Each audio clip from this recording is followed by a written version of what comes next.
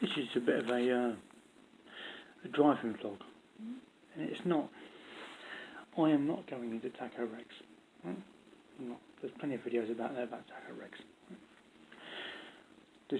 This might help you if you're driving. It's a driving vlog. Right? I've done about 8 years on agency for 3 different agencies. 18 months at one, 7.5 times. I'll still be there now if I had transport. I've done 4.5 years at another. I've done 2 years somewhere else, right? Agency. 7.5 ton driver. Right? So, but a lot of people now, you see all of these truck vloggers, and they'll explain a lot of stuff, and you'll get, yeah, you've got to reduce your hours to 9 or whatever, you've got this 7. Forget all that.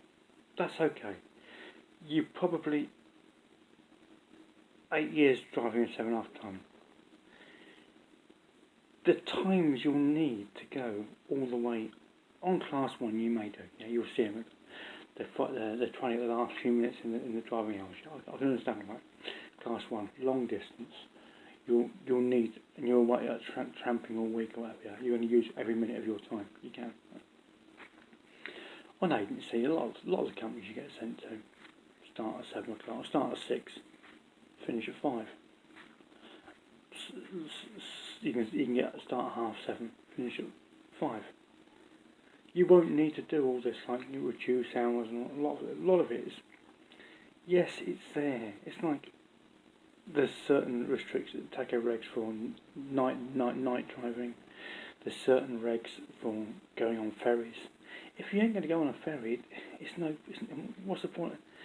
You can store too much. If you're not going to use those skills, and there's enough drivers, you've only got to look at truck vloggers on YouTube, and you'll see those that go international, or Europe, or whatever, yeah. They're the best people to ask, because they're doing it all day long. They could tell you exactly. But on an agency, you'll know in advance, the day before, say, you're going to go across the water. Yeah? You'll know that. And they'll tell you what you've got to have to go across. You know, passports of that. But most of the tacho regs, yes, they're all relevant to whatever time, but most aren't for everyday use. If you're just doing an 8-hour day, as long as you stop at 4.5 hours, you've covered your working time directive and your tacho, haven't you? 45-minute tacho covers your working time directive and your tacho in the same break. Just have one break of 45 minutes in a 8 or 9 hour day. Because in a 9 hour day, you're not going to do, as long as you have it after the first 4 hours, say you start at 8 o'clock and you have it at 12 o'clock, it doesn't matter, because if you finish at 5 o'clock, you're not going to go past 6 hours, are you, for your next tacho break, are you, for your next working time directive. And you won't go past, you won't do 4.5 hours driving after 1:15, say, for example. So you have to excuse the background noise. There's a few folks in the house, right? So it is. But what I say is, for the drive, a lot of new drivers think, yeah, but how am I going to get me driving hours, me driving working time directive, and me driving hours, and they come at different times. Well, they only come at different times if you make them come at different times.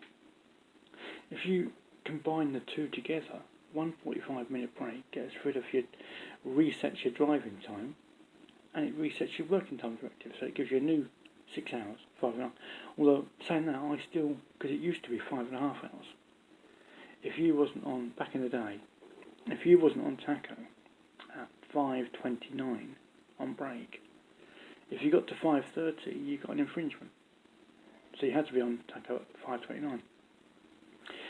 And it's gone to 6 hours, so it's like 5:59. But I still use it old school. 5:29. I'm on break at 5:29. Because that's it. You got 1 minute. I want to be on break for about 5:20. 5 hours 20 after a starting shift. I'm on break. 45 minutes usually, depending on the day.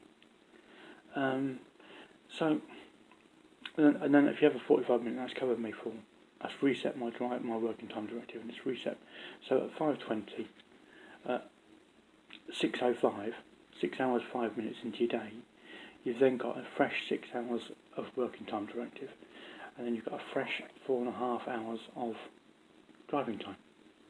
And then it's like if you're doing a day that starts at 6 and finishes at, drivers get back about 3-4 in the afternoon, right? Yeah?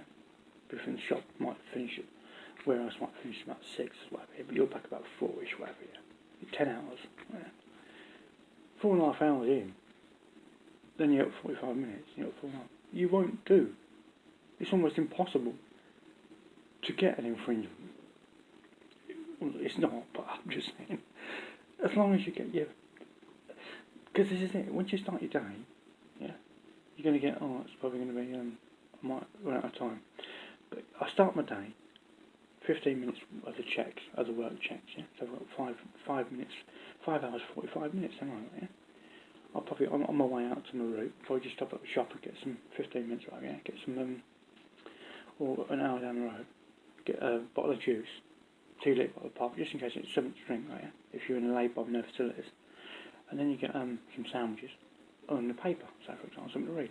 If you've got no data over here, just so you can occupy your mind for 45 minutes, right? Yeah. So then, if you get in a lay-by, you've got to pull over. You've got something to eat. You've got something to read. You've got something to drink. Yeah, just with no facilities. So then, excuse me. Then that's hard. So then you got from the start of the shift, 15 minutes of work, 15 minutes for that, right? Then you've only got to have half an hour for your break, haven't you, right? Yeah? And your half an hour will cover you for your driving hours and your your working time directive. So you've only, but then, and if you're on 7.5 tonne, you can have Sue's allowed license. So you haven't got to worry too much about, because you've only got to have half an hour, and you've got 5 hours, 4 hours to 5 hours, 4 hours 59 minutes to then have your break. Yeah, and you won't do, most of the time you will not do. You've got say 10 drops. You'll be doing other work between your drops, doing your straps or whatever, yeah. Tower lift, getting your pallet truck out, whatever, yeah.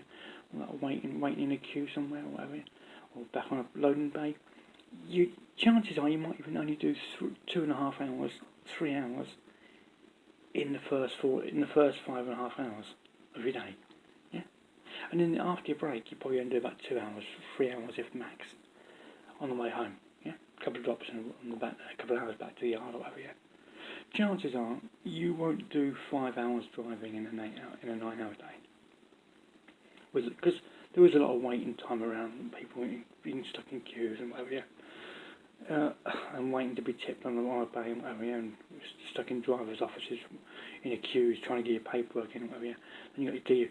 Chances are you won't. If you look at your tacho, when you get a printout, you've probably done about 2.5 hours before your 45 minutes in the morning, 45 minute lunch break, and you might do 2.5 hours in the afternoon. Right? You probably do about 5 hours a day.